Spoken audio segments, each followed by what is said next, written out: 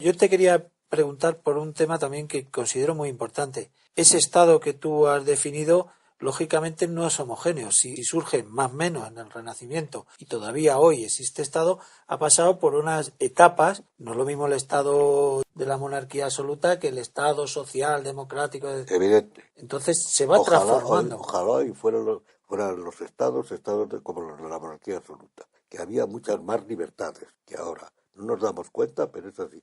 Es verdad que no había otras ventajas, las de la técnica, etcétera, etcétera, pero desde el punto de vista político, lo decía Tocqueville, se añoraba la dulzura de la vida en el antiguo régimen. Tocqueville, que escribe a principios del 19, cuidado. Ha visto lo que hay hoy, ha visto Norteamérica, y lo decían otros también, no solo reaccionarios, sino gente liberal que había vivido los regímenes. Ocurre siempre porque en la historia hay altos y bajos.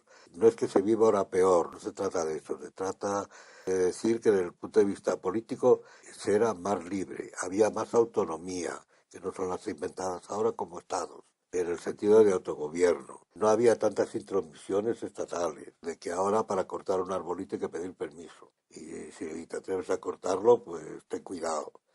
Para matar una mosca llegará un momento en que habrá que pedir permiso. Si no, se es un Había menos delincuente. Estado, ¿no? Entonces, Claro, había menos Estado, Más sociedad más. había más gobierno, porque la monarquía era todavía gobierno. Y entonces el gobierno de hombres, de personas, pues es más cambiable, más flexible, etcétera. El Estado no, el Estado tiene que regirse por normas muy concretas. Por eso el Estado en Hobbes empieza siendo Estado de Derecho. O Porque el sea, el Estado Estado, de Derecho está en el origen del Estado. claro, el Hobbes, porque es las leyes, pero las leyes que hace el legislador. Porque antes nadie podía legislar. El derecho nace de la realidad social, nace del pueblo, de las costumbres. Ujú. Pero el Estado cambia y el gobierno del Estado, porque puede existir gobierno sin Estado perfectamente. Norteamérica, Inglaterra, que hoy hay quien duda, pero por ejemplo, para abreviar, en Inglaterra y Norteamérica no hay distinciones de derecho público ni derecho privado.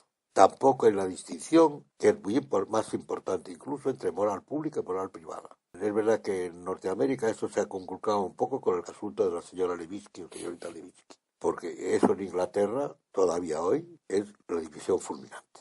Ha habido uno hace poco, no me acuerdo de quién, no sé, un ministro o un parlamentario, no me acuerdo. A lo largo de la historia ha habido muchos casos de división En fulminante. Inglaterra es automático. En Inglaterra es automático cuando se hace Pero público. cuando te estoy oyendo hablar, estaba pensando, por ejemplo, Japón o China o India, ahí la forma de Estado, pues no. Bueno, ese es otro, y que antes íbamos a decir, luego te lo desbarrar y otra cosa. No, es que como Europa se expansiona por todo el mundo, ahí aparecen estados. Pero aparece nada más la forma estatal, porque no tienen el background que tiene el Estado en Europa, porque el Estado es una creación europea. Y luego, como todo, igual que la idea de nación, el nacionalismo, es una Vea. exportación europea. Bastante de esto lo dice en un libro que tampoco se lee ahora, estupendo, la última filosofía de la historia seria, probablemente, de Díaz del Corral, El rato de Europa.